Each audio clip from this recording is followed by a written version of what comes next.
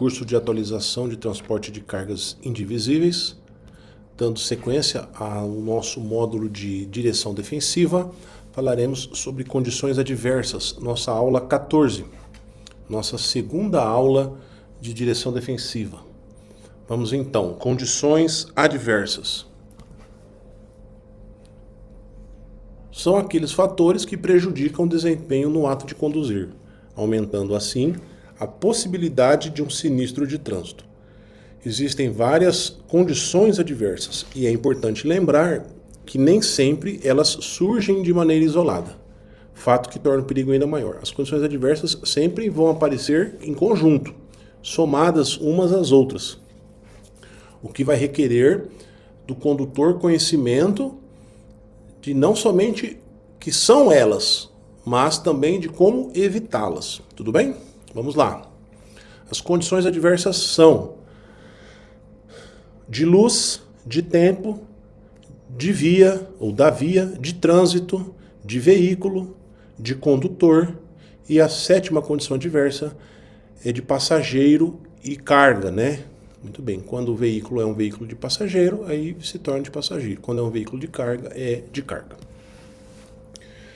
Vamos estudar todas elas, uma por uma, trazendo o que seja, o que é a condição e depois como evitá-la. Vamos lá. Condição adversa de luz. A luz é um fator de segurança, pois é essencial para vermos e sermos vistos, seja com iluminação artificial ou natural. Por outro lado, a intensidade da luz natural ou artificial, em dado momento, pode afetar a capacidade do motorista de ver e ser visto. O que pode provocar? O excesso de luminosidade e a falta de luz podem provocar ofuscamento e a penumbra. O ofuscamento é uma cegueira momentânea causada pelo excesso de luz nos olhos. Já a penumbra ou lusco-fusco é a situação de pouca luminosidade que pode ocorrer ao anoitecer, amanhecer, dentro de túneis, viadutos ou tempestades. Para não sofrer um sinistro, o motorista precisa se adaptar a estas circunstâncias, e aí traremos a vocês como fazer essas adaptações. O que fazer no caso da penumbra? Nas situações de penumbra, o condutor precisa, primeiro, parar seu veículo e esperar a adaptação dos olhos à falta de luminosidade. Existe um teste interessante de nós fazermos para entendermos esse tempo. É você se posicionar num quarto fechado, certo? Um ambiente fechado, de preferência um quarto bem escuro, né? Ligar a luz do quarto à noite e, de repente, você desliga a luz. Mas você não fecha o olho, você continua com o olho aberto, os olhos abertos. Você vai perceber que de primeira mão você não vai ver nada. Mas se você continuar mantendo os olhos abertos, olhando para a escuridão, vai ocorrer uma adaptação das suas pupilas e aí em pouco tempo, isso varia de organismo para organismo, as pupilas vão se adaptar e você vai começar a enxergar no escuro. Tudo bem? É lógico que a gente não enxerga com perfeição, mas a gente consegue observar os móveis, os locais, tá certo? De forma que a gente perceba a diferença de logo que apagou a luz após o tempo de espera e adaptação. Então é a mesma coisa que deve acontecer, né? Então, parar o veículo e esperar essa adaptação. Se eu estou vindo numa via e eu percebo que o sol se pôs e chegou mesmo a escuridão, fechou, né? Não custa eu parar uns 5 minutos ali para os meus olhos se adaptarem ao novo formato ambiental, né, do meio ambiente, que agora não tem mais a luz do sol e é a luz dos faróis que irão iluminar a via, e existe muito mais a presença da escuridão. Tudo bem? Segunda situação, né, que eu preciso fazer, manter a luz do farol ligada. Terceira, reduzir a velocidade. É lógico, pessoal, que à noite, no período noturno, a velocidade dos veículos devem ser diminuídas, né? Você não desenvolve a mesma velocidade que você desenvolveria no dia de manhã com o sol natural. E por fim, redobrar a atenção. Em vias não iluminadas, o condutor poderá utilizar a luz do farol alto, desde que não venha veículos em sentido contrário. Isso aqui é uma regra, normas e regras de circulação. Inclusive, já vimos, né, essa regra. Se a luz alta do seu veículo for mantida ao cruzar com outro no sentido contrário, você estará criando ao outro motorista a condição adversa de ofuscamento pela ação da luz artificial do seu farol. Então é por isso que fala que quando eu vou cruzar com outro veículo, eu sou obrigado a diminuir a minha luz alta, baixando o foco para a luz baixa, né? De forma para que eu não cause ao motorista o ofuscamento. Vamos lá. O ofuscamento, que é a segunda condição, né? Ele é subdividido em dois. A luz artificial, ele pode ocorrer pela luz artificial do farol e também pode ocorrer pela luz natural do sol. No caso, principalmente no pôr ou nascer do sol. O que fazer no ofuscamento por luz artificial? Diminuir a velocidade do veículo, solicitar luz baixa para o outro veículo acendendo e apagando a luz alta, isso caso o outro veículo venha com a luz alta em sua direção. Então dar um sinal de luz informando que ele está com a luz alta e que ele precisa abaixar a luz dele. Não olhar diretamente para os faróis, caso ele esteja com os faróis altos, orientando-se pela linha de bordo. Então eu vou buscar a linha de bordo, já mostramos para vocês a linha de bordo lá na aula de sinalização de trânsito. É aquela linha que separa a pista de rolamento do acostamento, certo? A linha de margem direita da via. Eu tenho ela como referência, eu busco essa linha, não olho para o farol e me direciono por essa linha de bordo que separa ali o lado externo, vamos dizer assim, né, da pista de rolamento, separa ali do acostamento. Caso a luz alta do outro veículo persistir, mantenha a sua luz baixa. Não fique brigando, né, de jogar luz alta ou ligar a luz alta e deixar permanentemente no seu veículo. É como se fosse uma guerra de luzes. Às vezes, e a maioria das vezes, nós não sabemos o motivo da pessoa não abaixar a luz alta dela. Às vezes aquela pessoa está desatenta, né, focada em outras situações e de repente você ofuscá-la, você está criando uma outra situação adversa para você, que é a situação adversa de motorista, fazendo com que aquele motorista se assuste ou ele perca a direção do veículo dele e venha em direção contrária ao seu. Então, evite qualquer agravamento da situação. Mantenha a sua luz baixa, tá? Em hipótese nenhuma, ligue o seu farol alto. Essa atitude pode causar um ofuscamento no condutor do outro veículo, causando um sinistro, é o que eu acabei de dizer. Caso a luz alta do farol venha no veículo que se encontra atrás do seu, sendo refletida pelos retrovisores externo e interno, o que fazer? Regule o ângulo dos retrovisores para que o foco da luz não atinja seus olhos. Então, às vezes, o veículo se aproxima, né, por trás, a luz alta dele vai me incomodar porque ela vai refletir nos meus retrovisores, externo e interno, né, ofuscando os meus olhos, né, a minha visão. A partir daí, existe ali um ângulo, né, que eu faço ali eu mexo no meu retrovisor, principalmente o interno, né, num ajuste ali, que ele vai quebrar esse ofuscamento direto, tá? Ao se aproximar por trás de algum veículo, né, no caso aí, eu sendo o veículo atrás, eu devo desligar a minha luz alta, né, mantendo a luz baixa, evitando então ofuscar o condutor da frente. Tudo bem? Seguindo, o que fazer no ofuscamento por luz natural? Utilize a pala solar do veículo. Então existe a pala solar, né? Ela é obrigatória, ele é um equipamento obrigatório de segurança somente para o condutor, mas o passageiro tem também. Então eu posso utilizar a pala, baixando a pala, certo? Evitando assim essa luz natural do sol vir diretamente aos meus olhos. Posso também utilizar óculos de sol, esse óculos tem que ser de qualidade, né? Não posso ter um óculos aí que ele esteja riscado, né? Ou que ele não me auxilie corretamente. Planeje os horários dos deslocamentos para que evite os horários de pôr do sol e do nascer do sol. Isso é meio difícil fazer, mas às vezes a gente consegue, né? Então, se eu estou indo para o leste, evitar ir no amanhecer. Se eu estou indo para o oeste, evitar ir no pôr do sol.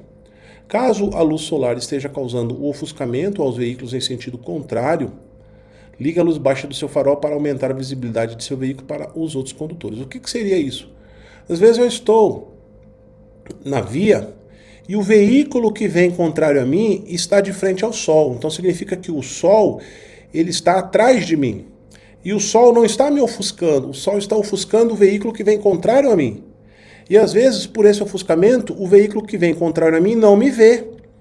Então é importante eu ligar o meu farol baixo, de forma que quando eu acendo a minha luz, aquele veículo ele consegue me observar, devido ao meu faixo de luz baixa, tá bom? É muito importante essa atitude aí, e ela auxilia demais veículos que vêm em sentido contrário, tanto ao meu veículo quanto à luz solar de ofuscamento.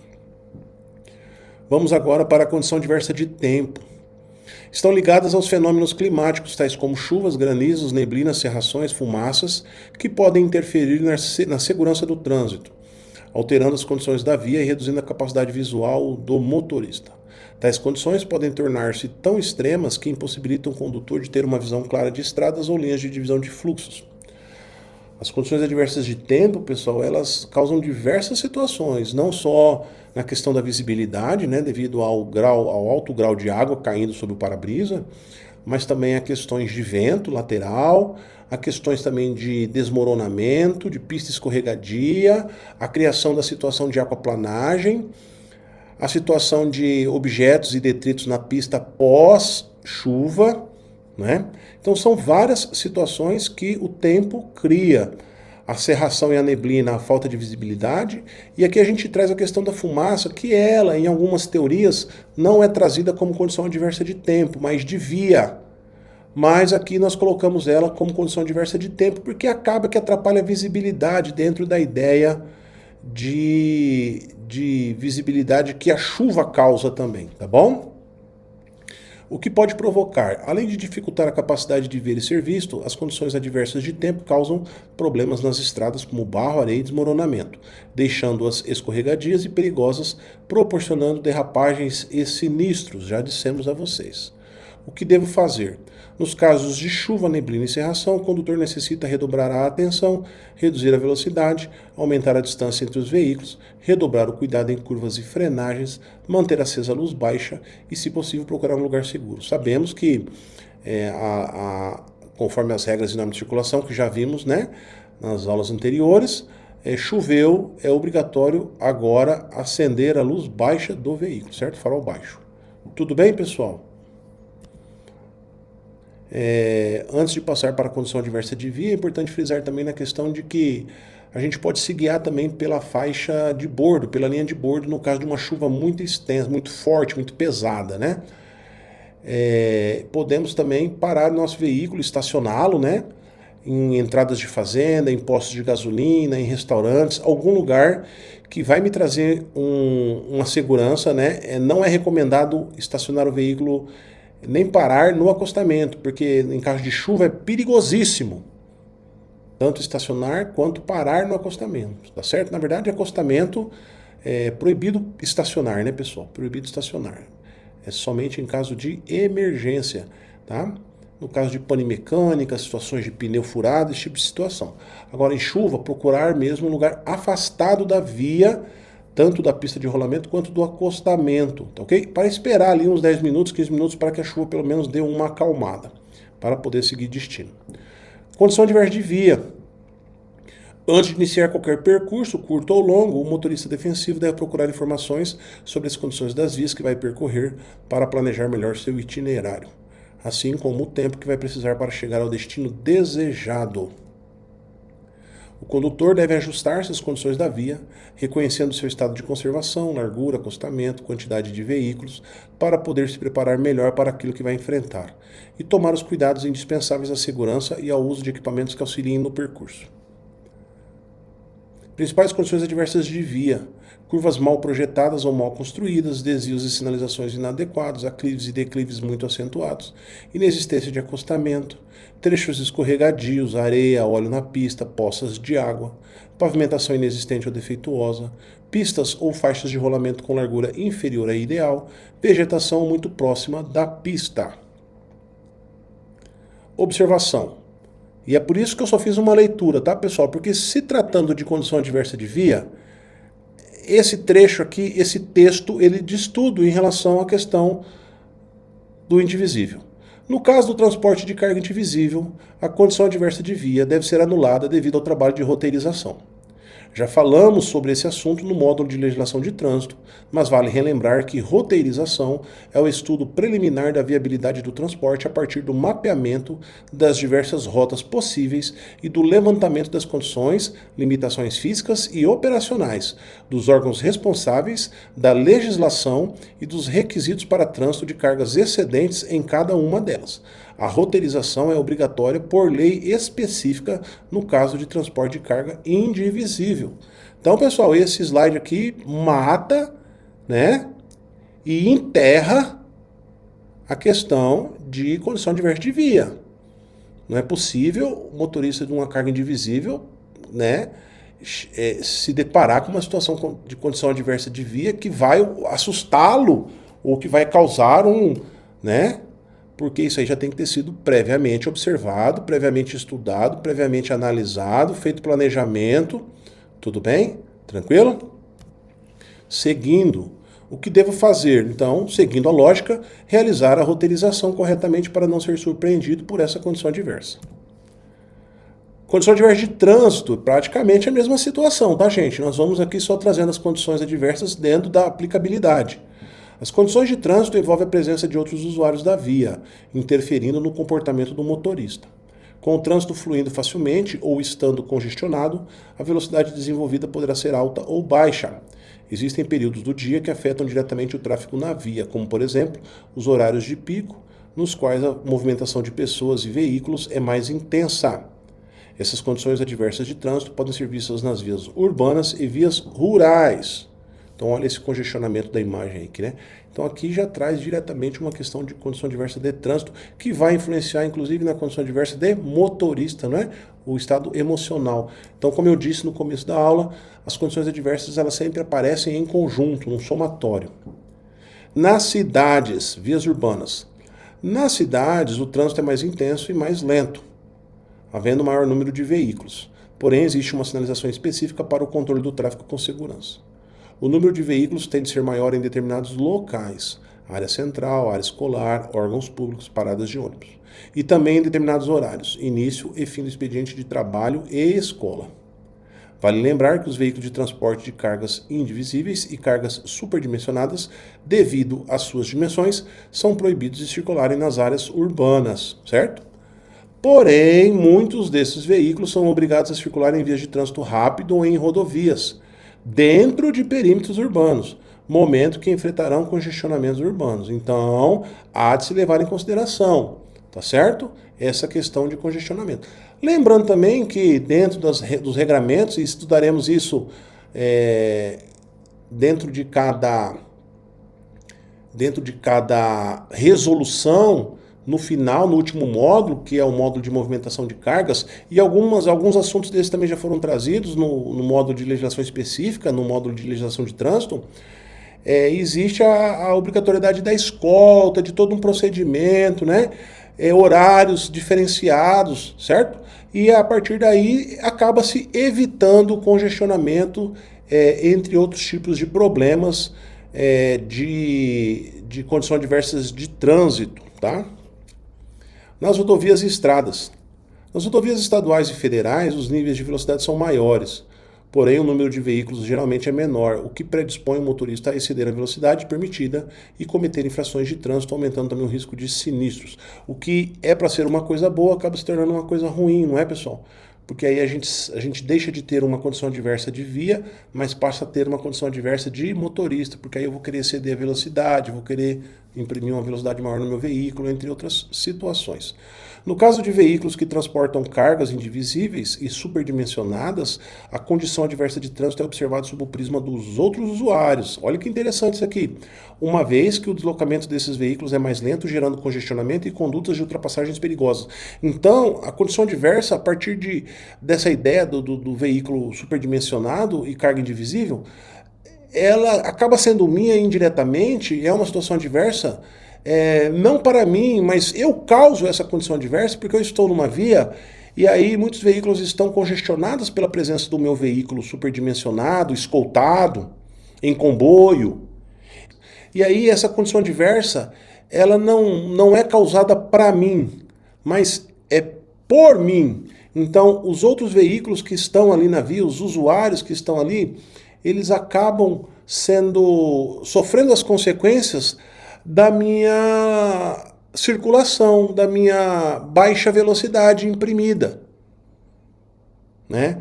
Porque eu não vou ali me deslocar numa velocidade, vamos dizer assim, não vou dizer acima da velocidade da via, mas numa velocidade regular. Eu vou estar numa velocidade abaixo. Nós sabemos disso, né? Existe a escolta, existe o comboio, e a partir daí tudo isso causa uma situação de condição adversa para outros usuários.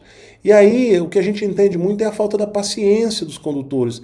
Então aí, principalmente motociclistas, ao invés do motociclista querer ultrapassar pela esquerda, fazer a coisa corretamente, ele já vai querer ultrapassar pelo acostamento.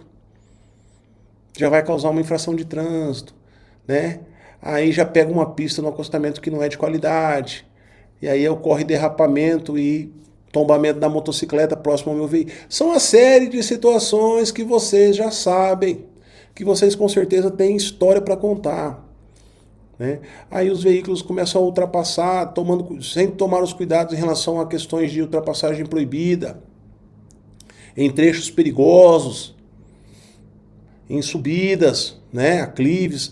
Então, são uma série de situações que os veículos que transportam cargas indivisíveis e veículos superdimensionados, eles trazem para o trânsito. Então, a condição adversa de via nessa situação, melhor, de trânsito nessa situação, não é algo que vai ser ruim para mim no sentido de vai me trazer problema, mas eu vou gerar um problema para os outros usuários. E a partir daí eu tenho que tomar cuidado, certo? Porque a direção defensiva a gente fala, né, que não é cuidar só de mim, mas cuidar também dos outros. Tudo bem? Seguindo, pessoal, o que fazer, né? Então vamos lá. No caso do transporte de carga indivisível, a condição adversa de trânsito deve ser anulada devido ao trabalho de roteirização. Da mesma maneira que nós falamos na condição adversa de via, né?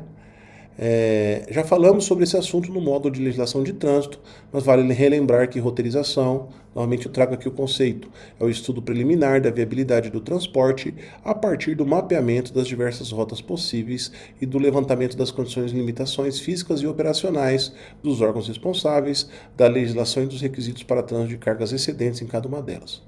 A roteirização é obrigatória por lei específica no caso de transporte de carga indivisível. Então, o que fazer? Realizar a roteirização corretamente para não ser surpreendido por essa condição adversa. Então, tanto as condições adversas de via e trânsito, elas entram nessa questão aí da roteirização, certo? Mas devemos lembrar que nós causamos um problema para os outros usuários. Condição adversa de veículo, isso aqui é muito importante, hein? Economizar na manutenção do veículo é o barato que muitas vezes pode ser caro. Haja vista que boa parte dos sinistros de trânsito é provocada por mau funcionamento dos itens veiculares. A condição em que se encontra o veículo é outro fator muito importante a ser considerado para evitar sinistros. Além de assumir a direção, todo motorista defensivo, sendo proprietário ou não, deve verificar a manutenção do carro e verificar se o mesmo se encontra em condições de circulação. Essa verificação é chamada de inspeção periódica. O que fazer? Pneus gastos ou mal calibrados, né? Analisar, né, pessoal? Na manutenção periódica, né, na observação periódica, na análise periódica, observar então se os pneus estão gastos, mal calibrados, freios desregulados, lâmpadas queimadas e faróis desregulados, limpador de para-brisa com defeito, falta de buzina, espelhos retrovisores inoperantes ou ausentes, cinto de segurança defeituoso ou ausente, suspensão desalinhada, amortecedores em mau estado, folga no sistema de direção, rodas desbalanceadas, combustível insuficiente, existência de vazamento, entre outros, hein, pessoal? Entre outros, né? Aqui a gente pode inserir todos os cuidados relativos à movimentação de cargas. Nós falaremos no módulo de movimentação de cargas, vamos retomar em cada resolução os procedimentos de segurança que o condutor deve fazer, deve realizar em seu veículo. Por isso que a gente não traz aqui na direção defensiva, a gente deixa para falar lá na frente, quando falarmos especificamente sobre a movimentação de cargas. Tudo bem? Tranquilo? Mas já faz uma ligação aí dentro do trabalho que você desenvolve, tá certo? Tranquilo? Parar o veículo após uma quilometragem, verificar novamente todas as amarrações. Então, são situações que trazem prejuízo, trazem consequências ao veículo, e por isso a gente deve seguir parâmetros e regramentos, normativas previstas em resolução, tá bom? Condição adversa de condutor. A condição adversa do condutor é a mais perigosa, mas é também a mais fácil de ser evitada, pois trata-se do estado em que o condutor se encontra física e mentalmente. Várias são as situações envolvendo o estado físico e mental do condutor. Doenças físicas, problemas emocionais. Elas podem ser momentâneas ou definitivas. Problemas físicos corrigidos e adaptados ao uso do veículo. Lembrando que também a condição adversa de condutor não é só a minha, são dos outros condutores que estão na via lá. Tudo bem? Eu sempre costumo dizer, dando um exemplo muito claro disso, novamente falando que a gente tem que cuidar não só de nós, mas também dos outros. Se eu estou ali numa ultrapassagem de um veículo, saindo um pouco da questão da carga indivisível, um veículo normal, eu estou ultrapassando um outro veículo, e eu observo o vidro fechado, ar-condicionado ligado, a pessoa cantando lá dentro, ou mexendo no celular, o veículo não vem numa trajetória certa, está ali, né, indo para um lado para o outro. Não fiz contato visual com essa pessoa, né? Atenção toda dispersa. São todas situações de condição adversa de motorista, de condutor. Tá certo? Então, aí, como é que eu vou fazer uma ultrapassagem dessa pessoa? Vai requerer muito mais atenção da minha parte, uma conduta muito mais segura, uma distância de manobra muito maior, para que eu não cause um sinistro, porque a possibilidade dessa pessoa até se assustar com a minha ultrapassagem é grande, porque ela não olha no retrovisor. Eu estou atrás dela ali, observando o retrovisor dela, e eu vejo que ela não busca o retrovisor em nenhum momento. Aí eu vou fazer uma ultrapassagem, eu olho, vidro fechado, música alta. Então são situações que eu, como motorista, preciso estar cuidando dos outros. Tudo bem? Continuando com as condições do condutor. Os principais fatores que devem ser observados são deficiência visual, motora e auditiva. Existem condutores com essas situações. E eu também. E essa deficiência visual, motora e auditiva, pessoal, não está direcionada a pessoas com deficiência no sentido dela não possuir essas condições. Mas é a questão do aumento dessa deficiência com o passar dos anos. Com o passar dos anos, nós perdemos a visão. Nós começamos a usar lentes corretivas. Nós temos mais dificuldade na nossa coordenação motora, na nossa força, na nossa reação, no nosso raciocínio, na nossa concentração, na nossa atenção. Perdemos um pouco também da audição. É um ciclo de vida. É um ciclo de vida do qual os meus sentidos vão deixando de existir também. Eles vão diminuindo a sua capacidade de absorção do que está acontecendo no meio. E a partir daí eu tenho que ter esse entendimento. Eu não posso, se a minha visão já não estou conseguindo enxergar bem, eu tenho que buscar um médico, eu sou um profissional. Eu não posso ficar empurrando, não, mês que vem eu vou, mês que vem eu vou, mês que vem eu vou. Eu só vou quando eu for renovar minha CNH. Não. Tá? Nós sabemos aí a dificuldade que muitos motoristas enfrentam de parar para cuidar da sua vida, da sua saúde. E a partir daí eles desenvolvem problemas sérios dentro do trabalho. Pressão alta, problemas circulatórios, problemas cardíacos. Tá bom? Fora os emocionais, né? Falaremos tudo aqui nesse momento da aula. Uso de álcool, drogas ou medicamentos que alteram a percepção. Então, motoristas aí que se utilizam disso, pessoal. Tá? Não é mentira e não é surpresa para ninguém. Muitos motoristas, não é à toa que existe aí o exame toxicológico, não foi criado à toa. Cansaço, sono e fadiga, estados psicológicos alterados e fatores comportamentais de risco. Pressa, porque eu tenho que chegar, distração, porque eu já estou cansado, estou distraído, quero estar fazendo várias coisas dentro do caminhão ali na hora que eu estou dirigindo. Agressividade, motoristas já estão cansados, já estão estressados do trabalho, qualquer coisa são agressivos. Irritação, tá? Além do estresse, né? Que falaremos também o que é o estresse propriamente dito aí desse conceito. Estados psicológicos e emocionais. Estados psicológicos e emocionais alterados podem afetar a capacidade de dirigir com segurança. E dependendo do grau de manifestação dessas alterações, os profissionais poderão ser impedidos de dirigir. Além disso, o ser humano interfere artificialmente nessas condições ao utilizar substâncias químicas que alteram o funcionamento do cérebro. Conforme já aprendemos, o motorista profissional defensivo é aquele que dirige atento a todas as condições adversas que o trânsito pode propiciar. Porém, é obrigatório que o motorista tenha uma preocupação com suas condições físicas e psicológicas antes de dirigir. Vamos conhecer as principais situações prejudiciais à saúde do condutor. Sono. O sono diminui muito a capacidade de dirigir. A necessidade de sono é diferenciada para cada organismo. Tem pessoas que dormem menos, tem pessoas que gostam de dormir mais. Isso vai ser diferente. Não existe uma regra para todos. Mas é importante que todos durmam. Porém, em geral, dormimos menos do que precisamos. Segundo estudos, o normal do ser humano seria dormir 8 horas.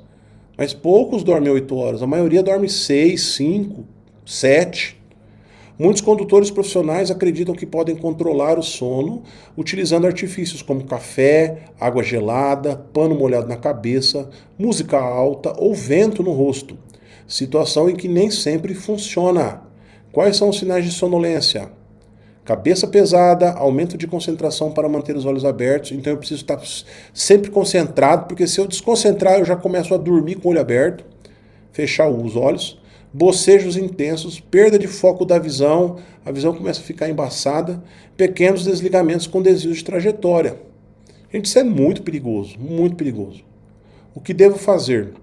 Redobrar a atenção nas primeiras horas da manhã, dirigir apenas se estiver descansado e bem disposto, atentar-se aos períodos em que fica com baixa energia. Essa questão da baixa energia, ela varia também de organismo para organismo. Tem pessoas que têm baixa energia às 21 horas, tem pessoas que têm baixa energia às 18, tem pessoas que têm baixa energia após o almoço, tem pessoas que têm baixa energia ao amanhecer. Planejar descansos e revezamentos em trajetos longos. Mais uma vez eu trago aqui a questão da roteirização, né, e de todo o planejamento necessário e obrigatório para o transporte de cargas indivisíveis e veículos superdimensionados, e a partir daí nós temos o entendimento de que esses motoristas eles sempre estão ali, não juntos e nem acompanhados, mas próximos às equipes ali de apoio. Quem está com o comboio está ali com os outros, quem está com a escolta está ali com os outros, né? Então, é lógico, tem horários específicos para dirigir esse veículo, tudo bem? Sabemos que nas resoluções elas trazem horários específicos e que existem exceções, né? Mas as exceções são em pista dupla, com mais de 2 faixas de rolamento, uma série de requisitos, né? Que ele autoriza o motorista a dirigir à noite, certo? Mas, em sua maioria, é proibido. Mas mesmo assim, certo? Mesmo de dia, há cansaços, há situações de sonolência. Então, nós, motoristas, temos que estar atentos. Fadiga já é uma outra situação. A fadiga é uma sensação de cansaço permanente, resultante de certas doenças, como estresse e esgotamento, podendo ser originada por má distribuição entre horas de trabalho e descanso. Essa condição é muito perigosa para quem passa muitas horas no trânsito. Pessoal, a fadiga ela não aparece da noite para o dia. A fadiga é uma consequência de algo que é construído ao longo de muito tempo. O condutor ele vai ali numa passada, ali numa pegada, vamos usar esse termo, e ele vai, e ele vai desenvolvendo situações. Quando ele chega lá, ele entra em fadiga, e já era. Aí não é só chegar uma noite e dormir que vai estar tranquilo, não.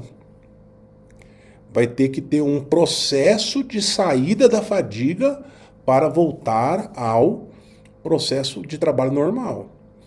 Inclusive até com a utilização de medicamentos controlados pelo médico, para que ele volte a ter a energia que ele tinha antigamente. A fadiga, inclusive, ela vem juntamente com a questão da depressão. A fadiga vem também na questão da falta de hormônios. Com o avançar da idade, os organismos vão deixando de produzir hormônios e isso afeta a questão da energia do ser humano. Muitos motoristas apresentam diabetes, que é uma doença perigosíssima, porque ela afeta a questão da energia, da produção da queima do açúcar e da produção de energia. E a partir daí, esses condutores sempre estão cansados, sempre estão onde encosta, o cara quer dormir, o cara quer, porque o cara não produz mais energia, ele tem pouca energia. Então, esse tipo de problema deve ser resolvido, deve buscar ajuda profissional, não fica empurrando. Tá? Sinais de fadiga, cochilos intensos, dificuldades de concentração, falha de memória intensa e corpo pesado. O que devo fazer? Dormir e se alimentar com regularidade, planejar os horários de trabalho, procurar ajuda médica caso persistam os sintomas. Outro fator que dificulta bastante a condição profissional é a condição climática, pois ventos, chuvas e o frio costumam cansar muito mais, tá bom? Estresse. O estresse, então, é o último problema, vamos dizer assim, né? E tão importante quanto, é uma reação do organismo diante de situações que possam representar perigo. Ele se revela, por exemplo, pela aceleração do coração, aumento da tensão muscular, aumento do alerta do cérebro e alterações do organismo. O estresse, pessoal, ele é apresentado várias formas, hein? Uma das apresentações do estresse é o síndrome do pânico, entre outras diversas, tá? Então, o meu organismo, ele começa... A gente confunde muito estresse da questão do cara ficar irado. Não, o estresse ele traz um monte de consequências, como por exemplo a síndrome do pânico que eu falei, a taquicardia, a sudorese elevada, que é você ficar suando muito, tá certo? Então esse estresse também é consequência de uma série de situações. Uma delas é condições ruins de trabalho, tá? Porque você está num tipo de serviço da qual aquilo não está te fazendo bem. E aí a gente tem que pensar bem no que nós trabalhamos. Se você é um motorista profissional que trabalha com transporte de cargas, você tem que entender que esse é o seu trabalho. Não adianta você ficar nervoso com o trânsito. Não adianta você chegar um dia antes que você vai viajar e você criar uma situação de estresse, já não dormir bem, já ficar mal, porque no outro dia você vai trabalhar com um serviço. Esse é o seu serviço. Então você tem que analisar a sua vida e falar, olha, não dá mais para isso aqui, vou fazer outra coisa. Porque eu entendo, pessoal, que quem gosta de trabalhar dirigindo, gosta de trabalhar dirigindo.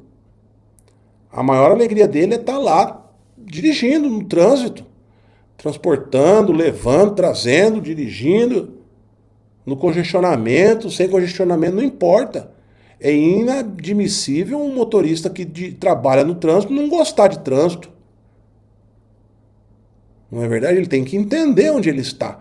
Então, eu tenho que analisar esses problemas, né? Às vezes esse estresse vem por cobrança demasiada da empresa, por outras situações, como, por exemplo, descontrole financeiro, descontrole emocional, problemas em casa. É uma série de situações. Nós temos que olhar, e é um termo redundante, mas eu vou usar, olhar para nós mesmos, né? Olhar para dentro e buscar as causas desse tipo de problema. O estado de estresse leva ao surgimento de sintomas como fadiga, sono irregular, nervosismo, impaciência, agressividade e até mesmo o aparecimento de doenças orgânicas. Pessoal, a gente observa hoje no trânsito N situações que você olha assim para os cidadãos brigando, entrando em vias de fato por bobeira, por coisas desnecessárias. E você olha o nível, porque aquilo ali, pessoal, é o pavio. Acendeu o pavio, porque o dinamite já está lá faz horas. E aí aquela bobeirinha ali foi o que acendeu o pavio. E aí aquele dinamite explode. Então nós temos que tomar cuidado, porque a gente tem que esvaziar esse dinamite aí. A gente não pode deixar. Tudo bem?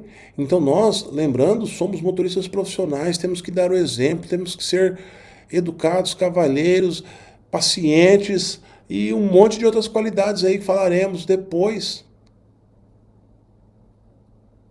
Mas é necessário. Tá? O que devo fazer? Um exame médico regular pode ajudar a detectar doenças e males causados pelo estresse. É preciso saber dividir o tempo de maneira que as horas de lazer, bem como a prática de exercícios físicos e ou de relaxamento, possam compensar as tensões do trânsito. Pessoal, eu tenho que ter equilíbrio, tudo na vida é equilíbrio. Eu não posso direcionar todo o meu tempo de vida para o trabalho. Eu tenho que ter um tempo do ócio. O ócio é não fazer nada. Eu tenho que ter um tempo de lazer. Eu tenho que ter um tempo de prática desportiva. Ah, mas vai andar, vai caminhar, vai fazer atividade física. Ah, eu não tenho. Antes do banho, deita no chão do banho lá, faz um abdominal, faz um alongamento, faz algo pro seu corpo. Ajude, se ajude. Você precisa relaxar das tensões do dia a dia. Tudo bem, pessoal?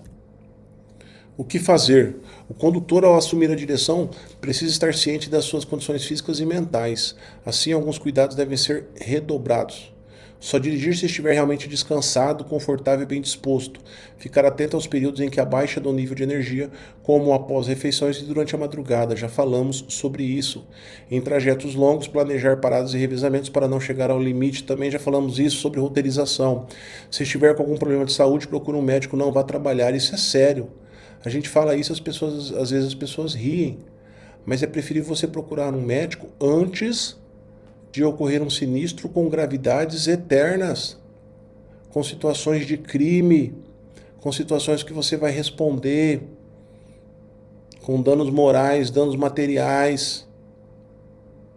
Nós temos aí todo um processo, todo um trabalho, todo um planejamento para que o transporte da carga indivisível do veículo superdimensionado chegue no destino com qualidade, não qualidade só para o embarcador, o transportador, a empresa, ou quem vai receber o produto, para você como motorista. Eu falei isso e repito, tem gente te esperando na sua casa, tem gente que te ama, que está esperando você na sua casa.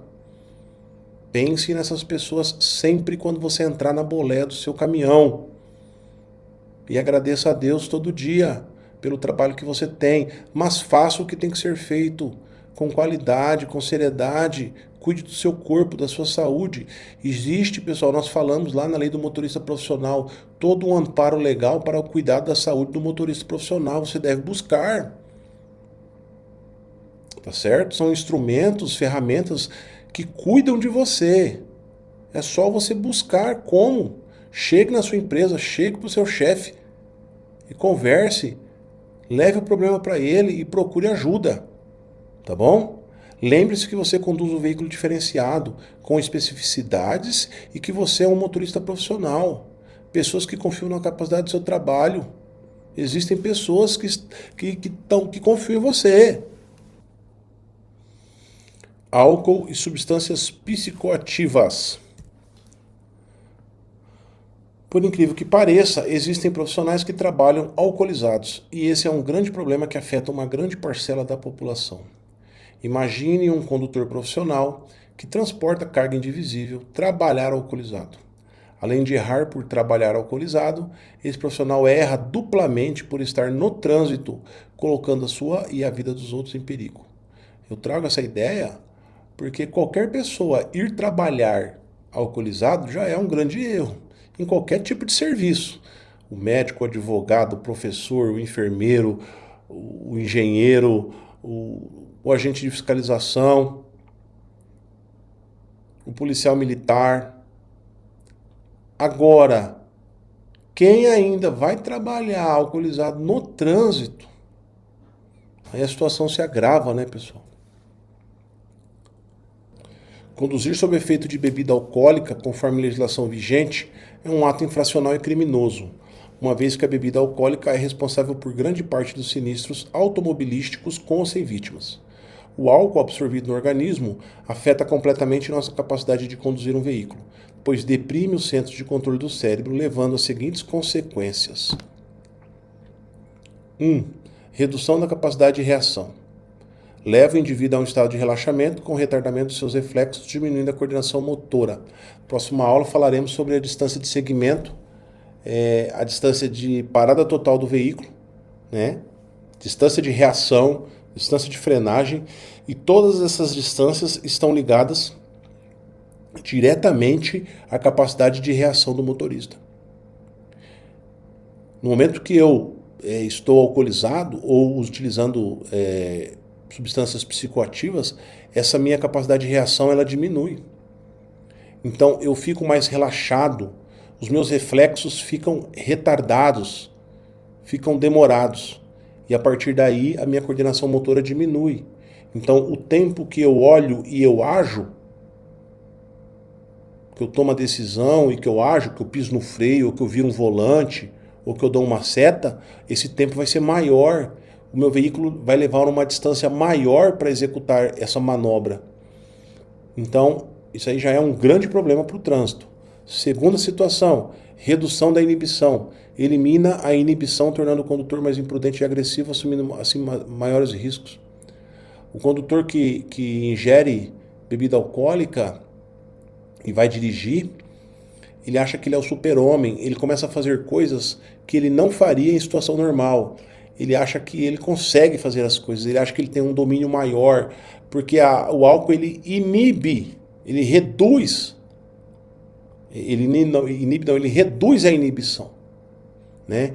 A gente já sabe, às vezes tem pessoas que falam assim, eu não sei dançar, mas aí eu tomei um álcool lá e aí eu fui e dancei. Eu fico mais solto, aí eu fico mais engraçado, eu consigo chegar numa menina e conversar com ela.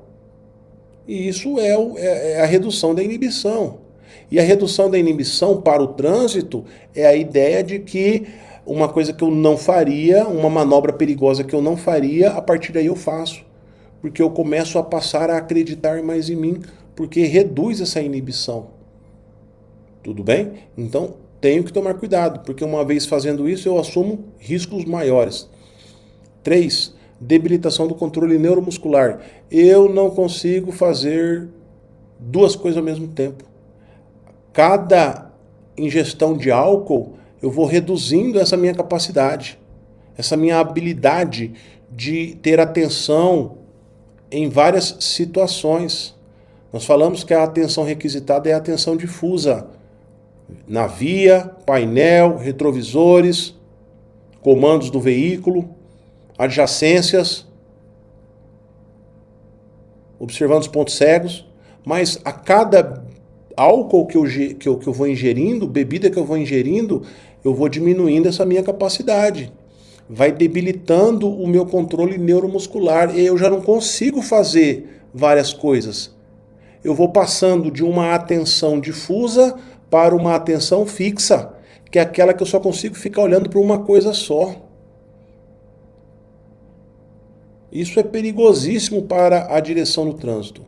E por fim, dificuldade na visão. Essa dificuldade da visão, ela é uma dificuldade em analisar corretamente a velocidade e a distância de outros veículos em relação ao seu. Do jeito que eu olhava aqui, eu já entendo que aquele veículo vem numa distância X com uma velocidade Y. Mas no momento que eu estou ingerindo bebida alcoólica, eu já deixo de ter essa percepção de tempo e espaço.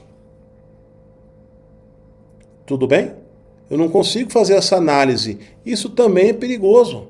Então são 4 situações trazidas aqui, pessoal, que causam uma consequência terrível para a direção veicular. Porque se somam essas 4. Por isso que a lei é lei seca. Porque não precisa chegar ao 0,33 para eu ter essas condições. Tem organismo que essas situações já começam a ocorrer com um gole. Vai depender muito de organismo para organismo e a lei não tem como determinar qual é o organismo. Mas é tecnicamente e cientificamente comprovado que qualquer ingestão alcoólica já vai gerar problema nessas situações aqui, motoras e do organismo. Cerebrais, tá bom, pessoal? Vamos lá. O efeito do álcool no organismo vai depender muito do organismo de cada um. Para se analisar o efeito do álcool no organismo, tem que se levar em consideração o quê? Primeiro, a massa corpórea. Segundo, a quantidade de alimentos e água ingeridos. Terceiro, quantidade de bebida ingerida. E 4, tempo transcorrido após a ingestão. É por isso que a lei ela é única. Não tem como eu falar, aquele ali, ele, por ser assim, por ser assado, ele pode beber mais que o outro aqui. Não, não tem. Por isso que é a lei seca. Porque não tem como eu definir a quantidade de álcool. Ah, pode uma latinha, ah, pode um copo, ah, pode 5 latinhas. Não tem como definir. Não tem. Tá certo, pessoal? Então, isso aqui é só para trazer conhecimento para que a gente entenda o porquê da lei, entender o porquê da lei. Seguindo, e aí a gente retoma esse conhecimento falado na legislação ali, nas aulas de legislação que falamos anteriormente. Infração de trânsito, conforme o CTB. Condutores flagrados no teste do etilômetro, que a gente chama de bafômetro, né? Com concentração de álcool de 0,05 mg por litro a 0,33 mg por litro, vai ser enquadrado no artigo 165, infração gravíssima, dirigir sob a influência de álcool ou de qualquer outra substância psicoativa que determine dependência. Penalidades são 3, multa vezes 10, suspensão do direito de dirigir por 12 meses, 1 ano, e curso de reciclagem para condutor infrator. Já o crime de trânsito, conforme o CTB, né, são os condutores flagrados no teste do etilômetro com concentração de álcool acima de 0,33 mg por litro. Além do artigo 165, que é o que nós acabamos de ler, responderão por crime de trânsito previsto no artigo 306. Dirigir sob a influência de álcool ou de qualquer outra substância psicoativa que determine dependência. Pena: detenção de 6 meses a 3 anos. Multa e suspensão ou proibição de se obter a permissão ou habilitação para dirigir veículo automotor. Tudo bem? Agravantes do crime de trânsito. Lembrando que no caso do crime, conforme o artigo 298 do CTB, as agravantes para a aplicação da penalidade são, artigo 298, são circunstâncias que sempre agravam as penalidades dos crimes de trânsito, ter o condutor do veículo cometido a infração, 1, com dano potencial para 2 ou mais pessoas ou com grande risco de grave dano patrimonial a terceiros. Pessoal, imagine um sinistro envolvendo um veículo de carga indivisível. Vai acontecer isso aqui ou não? Aí observa-se que, além disso, você estava com concentração de álcool. Quando a sua profissão ou atividade exigir cuidados especiais com o transporte de passageiros ou de carga. Transportamos o que, pessoal? Carga. Observe que os itens 1 e 5 remetem diretamente ao trabalho do motorista que transporta carga. Porque no caso de um sinistro, esses 2 itens serão diretamente ligados. Então, motorista, se você for dirigir, não beba. E se for beber, não dirija. De forma alguma, misture sua profissão com a bebida alcoólica. Caso você tenha essa prática, procure ajuda médica especializada imediatamente. Recomendação que eu deixo para vocês aqui. Sobre substâncias psicoativas. Uma substância psicoativa, substância psicotrópica, droga psicotrópica ou simplesmente psicotrópico, é uma substância química que age principalmente no sistema nervoso central, onde altera a função cerebral e temporariamente muda a percepção, o humor, o comportamento e a consciência. As substâncias psicoativas, elas são utilizadas na direção veicular para o auxílio de não dormir, né, pessoal? De retirar a sonolência, né? O que é irregular, é irresponsável, é ilegal. Alguns condutores profissionais que dirigem, sejam por pura irresponsabilidade ou para afastar o cansaço dos longos períodos de direção, ingerem drogas e medicamentos para afastar o cansaço e o sono. O enorme risco gerado por essas substâncias é o adiamento da necessidade natural do descanso do organismo e o surgimento dos efeitos colaterais perigosos, como alterações sensoriais, tonturas, sonolências, entre outros. No caso dos remédios, cabe ao profissional conhecer detalhadamente o medicamento que utiliza, ler atentamente a bula, prestar atenção especial aos possíveis efeitos e tomar as medidas de segurança recomendadas pelo médico. Existem remédios, né, que são recomendados para dor e que causam sonolência. Remédios alérgicos causam sonolência. Então eu não posso sair comprando qualquer remédio e tomando. Eu tenho que tomar cuidado, eu tenho que ler a bula, eu tenho que buscar um médico aí para observar se isso não vai me trazer consequência para o meu trabalho. Tudo bem? Muito bem. Fechando nossa última condição adversa, né? Falamos do motorista. Agora vamos para a condição adversa de carga, né? No transporte de cargas, o material carregado, se transportado de forma irregular, pode se transformar em uma condição adversa, comprometendo diretamente a segurança. O cuidado com a segurança do material transportado se multiplica quando se trata de carga indivisível. São tantos os cuidados e as consequências do mau acondicionamento que existem normas e diretrizes publicadas em relação aos cuidados e obrigações no manuseio e transporte deste material. Para cada tipo de carga específica, existe uma normativa que estudaremos mais à frente. Lá, quando falarmos sobre movimentação de cargas no módulo 4. O que fazer? Obedecer às normativas, regulamentos e legislações no manuseio e transporte das cargas. No momento que eu desobedeço às normas relativas ao manuseio e transporte dessas cargas, os mesmos já se tornam condições adversas à minha condução. Não tem jeito, pessoal. Eu desobedeci a regra, eu já estou produzindo uma condição adversa. Por isso, devo sempre ter uma conduta profissional e seguir cada detalhe explicitado nas normativas de acondicionamento e transporte de cada carga. Tudo bem? Fechamos então a nossa aula 14 sobre condições adversas. Vimos as 7 condições adversas, né? Deixando aí bem cientes, né? Deixando vocês bem cientes sobre o que fazer ao se deparar com essas condições. Certo, pessoal? Muito bem, próxima aula, aula 15, fechamos o módulo de direção defensiva. Estudaremos vários assuntos relacionados aí a manobras e procedimentos de segurança, tá bom? Um grande abraço e até a próxima aula.